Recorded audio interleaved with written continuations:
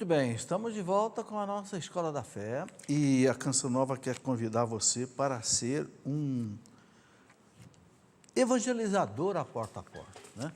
Existe um catálogo dos produtos da Canção Nova, todos os livros, CDs, todo o material de evangelização da Canção Nova que você pode trabalhar. Então, você pode ser um agente porta a porta da Canção Nova, você pode levar isso aí para as casas, os vizinhos, os seus parentes, e você participa com uma porcentagem dessa venda, né? E aqui você tem um catálogo, né, que tem todos os produtos da Canção. Por exemplo, aqui vou mostrar os meus livros no catálogo. Por exemplo, aqui, nessa página você vai ver, né, o livro de cada um das pessoas que têm livros aqui publicados na Canção Nova, né? Padre Joãozinho, né? Padre Léo, Padre Rufus, enfim. Então, é um catálogo que você tem todo o material da Canção Nova, ok? Como é que você faz para você ser, então, um agente porta a porta, um evangelizador? É só telefonar para o telefone da Canção Nova, bem conhecido, 12 31 86 2600, você vai receber todas as informações. Como é que você oferece o material, como é que a pessoa vai receber pelo correio esse material, enfim. Okay? É um jeito de evangelizar muito bom, porque as pessoas hoje não têm tempo, muitas vezes, de ir às livrarias, então recebem em casa, né? E aí pode ver. Eu quero mostrar, por exemplo, algum desses livros que você pode ver na sua casa. Por exemplo, O Segredo da Sagrada Eucaristia, né? Esse livro aqui é uma coletânea que eu fiz dos ensinamentos de São Pedro Julião Eymar, um dos santos extraordinários, que escreveu 5 livros sobre a Eucaristia. Eu sintetizei num. Aqui está o livro que eu falei, Os 7 Sacramentos, que resume num livro só, o que mais ou menos estão naqueles 7 ali. Enfim, A Conquista das Virtudes, um livro maravilhoso do Padre Francisco Fausto. O Padre Francisco mostra o seguinte: é muito importante nós vivemos a virtude forma o caráter da pessoa, forma a personalidade cristã da pessoa. Quais as virtudes? Todas as virtudes que nós já conhecemos: bondade, mansidão, paciência, continência, fidelidade, prudência, justiça, temperança, né? Essas virtudes é que formam a santidade da pessoa. O Padre Fausto, que é um padre experientíssimo em direção espiritual, ele tem 85 anos hoje, eu conheço, moro em São Paulo, um homem extraordinário, ele nos leva pela mão. Como é que você cultiva cada uma dessas virtudes? Então, você encontra aí, nesse material todo, por exemplo, O Breviário da Confiança, um livro que ajuda muito nos momentos difíceis da vida, A Prática da Humildade, do Papa Leão XIII, né? Bem-aventurados que têm fome de Deus, de um padre jesuíta alemão, Richard Graf, excelente livro, né? É um padre já falecido, é um livro um tanto antigo, né? O Mistério da Nossa Conformidade com Cristo, enfim, todo esse material você encontra no catálogo da Canção Nova e você pode oferecer também para as pessoas. Eu já recebi aqui algumas perguntas sobre a Crisma, né, que nós vamos então responder depois no último bloco. Vamos continuar aqui então no plasma, um pouco mais daquilo que a igreja nos ensina sobre o Espírito Santo. É o santificador da igreja, é o santificador de cada cristão, consequentemente é o santificador da igreja, não é? Então, por que a igreja tem tantos santos, mais de 20 mil santos canonizados, né? Sem contar os beatos, né? E sem contar muitos santos que estão vivos nesse mundo? Quem é que faz essa obra de santificação? É o Espírito Santo, né?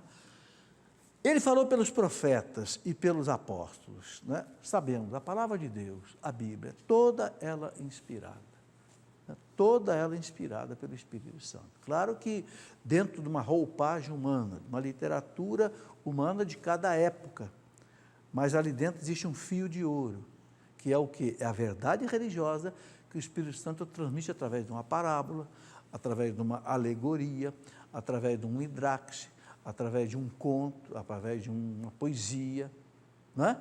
Então, o cristão, assistido pelo Espírito Santo, guiado pela igreja, ele sabe tirar dali a verdade religiosa, né, que o Espírito Santo colocou ali. O Espírito Santo leva a igreja ao conhecimento da verdade total. Olha, tudo que está escrito aqui não saiu da minha cabeça não, viu? Saiu do catecismo. Que história é essa que o Espírito Santo leva a igreja ao conhecimento da verdade total? Eu já acabei de falar um pouco antes. Na última ceia, Jesus prometeu 3 vezes, que o Espírito Santo ia assistir a igreja para que a igreja conhecesse a verdade total. Que verdade é essa? Física? Química? Matemática? Astronomia? Não. Que verdade é essa? A verdade que salva, ou seja, aquilo que leva você para o céu, os sacramentos, a moral católica, a doutrina católica, o credo, aquilo que está no catecismo. Aquilo que está no catecismo é aquilo que o Espírito Santo, é a verdade que o Espírito Santo ensina para a igreja. E é interessante que aqui no parágrafo 851, o catecismo diz assim: o que salva é a verdade. E Jesus não disse, a verdade vos libertará? Então vejam bem, o mundo hoje ele está dividido em 2 partes. Aqueles que seguem a mentira do demônio e aqueles que seguem a verdade do Espírito Santo. Jesus chama o Espírito Santo do Espírito da verdade, que ensinar-vos-á toda a verdade. Está lá em João 14, 25, na Santa Ceia. E eu já citei também depois João 16, 12, quando Jesus disse: eu tenho muitas coisas para ensinar para vocês, mas vocês não estão preparados para ouvir agora. Quando vier o Paráclito, o Espírito da verdade, ensinar-vos-á toda a verdade. Gente, essa é a nossa alegria de ser católico. Você tem a certeza absoluta que você caminha num chão sólido, um chão que a igreja caminha há 2000 anos, lavado pelo sangue dos mártires, amadurecido no sol da oração, da penitência, dos doutores, dos profetas. E que coisa interessante, o Espírito Santo não se contradiz. Nunca a igreja volta atrás. Nunca na história da igreja de 2000 anos você vai ver um papa dizer assim: olha, o que aquele papa ensinou lá 500 anos atrás está errado. Nunca você vai ver isso. Nunca você vai ver um concílio ecumênico, que já foram 21 na história da igreja. Nunca você vai ver a igreja reunida, todos os bispos do mundo com o papa, dizendo assim: olha, o que o concílio de Trento ensinou está errado. O que o concílio de Calcedônia ensinou está errado. O que o concílio de Éfeso, nunca. A igreja sempre ratifica, confirma e vai em frente. Por quê? Porque o Espírito Santo não se contradiz. Ele ensina à igreja toda a verdade. Eu posso dizer a vocês que o que me deixou apaixonado pela igreja foi isso. Quando eu fazia meu doutorado, que eu tinha 28 anos de idade, no ITA, em São José dos Campos, em ciências aeroespaciais, ao mesmo tempo eu fazia teologia. Por quê? Porque assim como eu conhecia a verdade científica, eu queria conhecer a verdade religiosa. Eu só tenho uma vida para viver. Eu só tenho uma alma para salvar. E eu sei que a alma se salva pela verdade. O que São Paulo diz para Timóteo? 1 Timóteo 3,15. Timóteo, a igreja é a coluna e o fundamento da verdade. Quando você faz um prédio, quais são as primeiras coisas que você faz? O fundamento, o alicerce. Segunda coisa, as colunas. Não é isso? Fica aquele esqueleto, às vezes de 25 andares. Você olha aquele esqueleto. Pronto, acabou, a estrutura está pronta. O resto é perfumaria.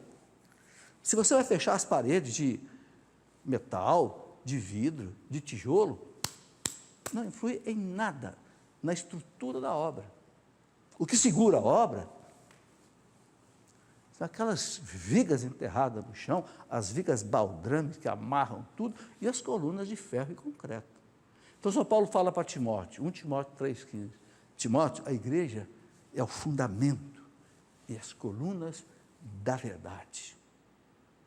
E aí ele fala para Timóteo, um pouquinho antes, 1 Timóteo 2,4, Timóteo, Deus quer que todos se salvem e cheguem ao conhecimento da verdade. Então, repara que São Paulo faz um nexo, ele faz uma ligação entre ser salvo e o conhecimento da verdade. Deus quer que todos se salvem e cheguem ao conhecimento da verdade. Você entendeu? Por quê? Porque o que faz a gente se perder é a mentira. E você vai entender num exemplo muito simples. Você tem uma estrada aqui, a Via Dutra. Aqui está São Paulo, aqui está o Rio de Janeiro. Se eu quero ir para São Paulo, mas eu me engano e pego a pista errada do Rio de Janeiro, eu vou chegar em São Paulo? Nunca. Por quê? Porque você pegou o caminho da mentira. Você queria ir para São Paulo, quer para cá, mas você bobeou ali no viaduto e tal, em vez de ir para São Paulo, você se enganou, até pegou o caminho para o Rio. Quando você vê, eu estou chegando no Rio, mas eu queria ir em São Paulo. Por quê? Porque você pegou o caminho da mentira. Aí você entende quanta gente nesse mundo hoje está enganado, achando que está seguindo o caminho da verdade, está seguindo o caminho da mentira. Não vai chegar no céu. É preciso fazer um retorno aí.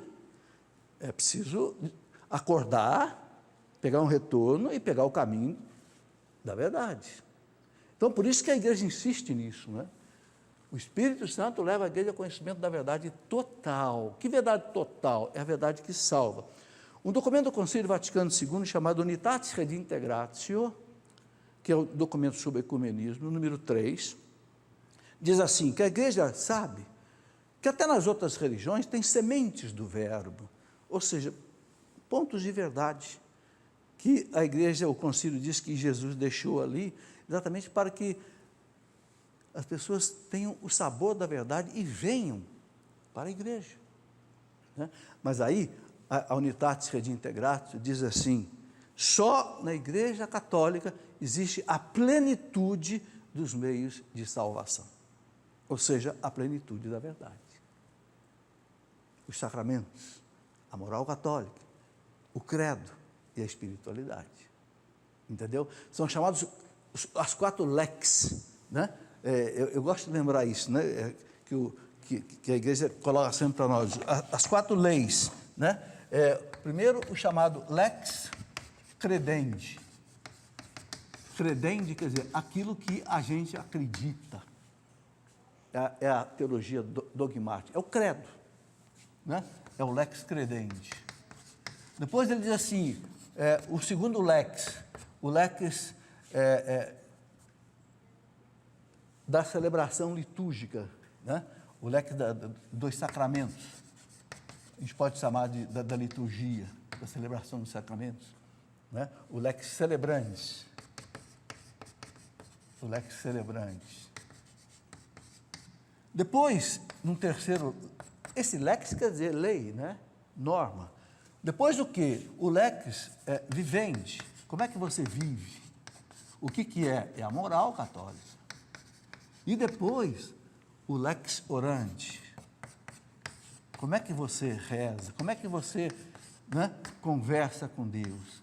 Então, nessas 4 operações aqui, que o Espírito... Não tem problema. Encostei sem querer na prateleira. Nessas 4 operações, é que o Espírito Santo guia a igreja. Então, primeira coisa, o lex credendi. O que é o credo? Eu creio, o quê? Em Deus, Pai, Todo-Poderoso, Criador de todas as coisas visíveis e invisíveis. Enfim, é a base da nossa fé. Eu creio. Entendeu? Por isso que a primeira parte do catecismo, e quase que a metade do catecismo, é o credo. É o desdobramento do credo. Depois, o lex celebrandi. Ora, se eu creio, então eu celebro. Eu celebro aquilo que eu creio. Então você celebra os sacramentos. Eucaristia, a confissão, etc. Depois, aquilo que eu creio, aquilo que eu celebro, eu vivo. Então, é a moral católica. Já que eu creio nisso, eu celebro isso, eu tenho que viver de acordo com isso. É o lex vivendi. E depois eu rezo. A minha conversa com Deus, então, o lex orandi, a oração, que é a quarta. Aqui você tem as 4 partes do catecismo da igreja. Isso é que faz com que o Espírito Santo, né, enriqueça os fiéis com frutos de santidade, de verdade e etc. Pode passar. O Espírito Santo nos inspira na defesa da nossa fé. Que beleza, né? Jesus diz assim, quando vocês forem levados diante dos magistrados, diante dos inimigos, o Espírito Santo vai colocar na boca de vocês palavras tão poderosas que ninguém poderá resistir. Né? E que bonito quando a gente lê a vida dos santos padres, dos santos doutores, aqueles homens que iam para o martírio.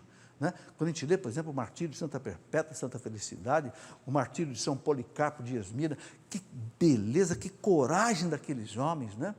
Aqueles governadores romanos conduzindo à morte, né? Por exemplo, um São Policarpo de Esmina, com 85 anos de idade, né? Lá o procônsul romano diz a ele: nega o seu Cristo e eu te liberto. Ele diz: como que eu vou negar meu Cristo? Se há 85 anos ele é meu amigo, eu vivo tão bem com ele, como é que eu vou negá-lo? Né? E foi queimado vivo na arena de Esmirna, hoje lá na Turquia. Por quê? De onde é que vem essa força? Né? O Espírito Santo inspirou e dá vida às palavras da Escritura. Já expliquei, né? Palavra de Deus. São Paulo fala, não é palavra de homem, é palavra de Deus. Faz a igreja missionária. Quem é que faz a igreja caminhar pelo mundo inteiro? É o Espírito Santo. Para que o Espírito Santo veio? Principalmente a igreja, para dar à igreja esse zelo apostólico missionário. O que Jesus disse? Quando vier o Espírito Santo, né? O poder do alto, aí vocês vão ser minhas testemunhas, aqui em Jerusalém, na Samaria, até o fim do mundo. Né? Aí vocês vão ter força. E olha, a gente tem 2000 anos.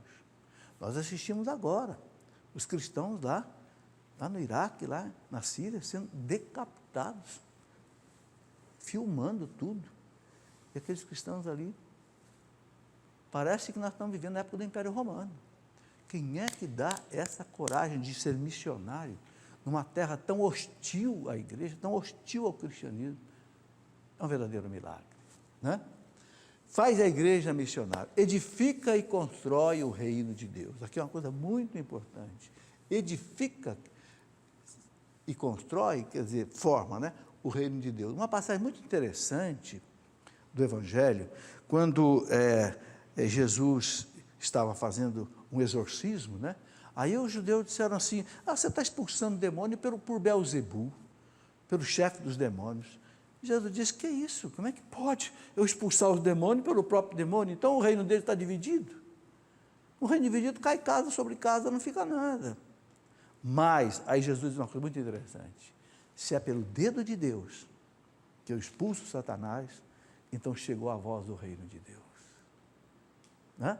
Chegou a voz do reino de Deus. Então, quem implanta o reino de Deus na terra é o Espírito Santo. E o Catecismo da Igreja diz uma coisa maravilhosa. Ele diz assim: o demônio pode pintar e bordar em cima da igreja, mas ele nunca vai ter força de impedir o reino de Deus de crescer.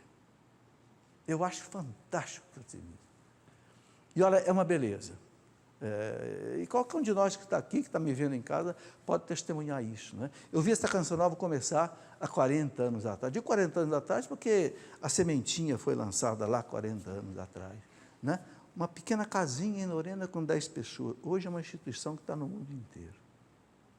Você pega as obras que os santos fizeram, o São João Bosco, a Santa Teresa d'Ávila, o São Francisco de Assis, o Santo Inácio de Loyola. Era uma sementinha, né, que fez com que o reino de Deus se espalhasse por tudo que é canto. De onde é que vem esse milagre? É o Espírito Santo que faz acontecer essa edificação da igreja. Bom, volta um pouquinho aqui. Aqui tem uma expressão que as pessoas perguntam muito: o que é o pecado contra o Espírito Santo? Eu queria explicar, inclusive usando o catecismo da igreja, o catecismo, ele explica isso. Aqui no parágrafo 1864, eu quero ler isso, porque muitas pessoas me perguntam isso. O que é esse tal pecado contra o Espírito Santo, que Jesus diz que não tem perdão, nem nesse século e nem no outro, ou seja, na eternidade. Então o catecismo diz assim: todo pecado, toda blasfêmia será perdoada aos homens, mas a blasfêmia contra o Espírito Santo não será perdoada. O que é essa blasfêmia? Eu xingar o Espírito Santo? Não, não é isso. Não é isso. O que é então? Pelo contrário, quem a profere é culpado de um pecado eterno. Agora, o que é esse pecado eterno? A misericórdia de Deus não tem limites, mas quem se recusa deliberadamente a acolher a misericórdia de Deus, pelo arrependimento, rejeita o perdão de seus pecados e a salvação oferecida pelo Espírito Santo. Este é o pecado contra o Espírito Santo. O Espírito Santo está oferecendo a você o perdão, a misericórdia. Você não pega, você não aceita, você não acredita. Santa Teresinha do Menino Jesus dizia assim: uma das obras mais terríveis do demônio, sabe qual é? É você duvidar da misericórdia de Deus. Nós não podemos duvidar, por isso que Jesus suscitou através da irmã Faustina, né, essa devoção profunda da misericórdia. Jesus, eu confio em vós. Veja, e é o primeiro domingo depois da Páscoa. E o quadro que Jesus mandou Santa Faustina pintar é um quadro onde ele está na porta do cenáculo, ou seja, no dia que ele apareceu aos apóstolos. E ele mandou que ela escrevesse embaixo: Jesus, eu confio em vós. Eu sou miserável, Jesus. Eu sou pecador, Jesus. Mas eu creio na tua misericórdia, no teu perdão. É a diferença, meus irmãos, que houve entre Pedro e Judas. Ambos pecaram terrivelmente. Judas vendeu o mestre e Pedro negou 3 vezes. E o pecado do Pedro eu acho que não era maior, porque Pedro era o chefe que Jesus tinha escolhido. Mas qual foi a diferença de comportamento dos dois? Pedro se arrependeu, acreditou na misericórdia de Deus e foi salvo e continuou papa da igreja. Judas não acreditou, se desesperou e foi se enforcar. Entenderam? Então, o pecado contra o Espírito Santo não é um pecado de um ato. Eu faço um adultério ou mato alguém. Não, não é isso. Não é um ato, é um endurecimento do coração. Deus oferece a misericórdia, o perdão pelo Espírito Santo, mas eu fecho o coração. Eu acho que não, meu pecado não tem perdão. Meu pecado é muito grande. Seu pecado é muito grande?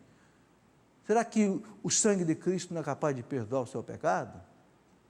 Entende? O catecismo da igreja diz uma coisa muito importante: não há pecado que a igreja não possa perdoar, né, desde que a pessoa esteja arrependida.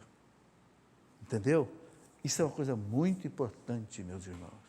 Nós não deixarmos que o demônio ponha na nossa cabeça a desconfiança da misericórdia de Deus. A primeira coisa que ele faz é isso. O que aconteceu a Adão no paraíso, quando Adão pecou? Qual foi a primeira reação do Adão? Se esconder de Deus. Não foi? Adão, cadê você, Adão? O que aconteceu, Adão? Senhor, eu estou nu. Estou com medo de Deus. Entenderam? Isso não pode. O Espírito Santo, realmente, ele traz o perdão, a salvação. Então, a gente tem que ficar aberto a isso aí. É um ato de humildade. Quem não se perdoa, São Francisco de Sales diz assim, é orgulhoso, é vaidoso, acha que imagina eu não posso pecar, então eu não posso me perdoar. No fundo, é um orgulho sofisticado. Entende? É uma tentação. Vamos para o intervalo. Daqui a pouquinho a gente volta para continuar essa conversa.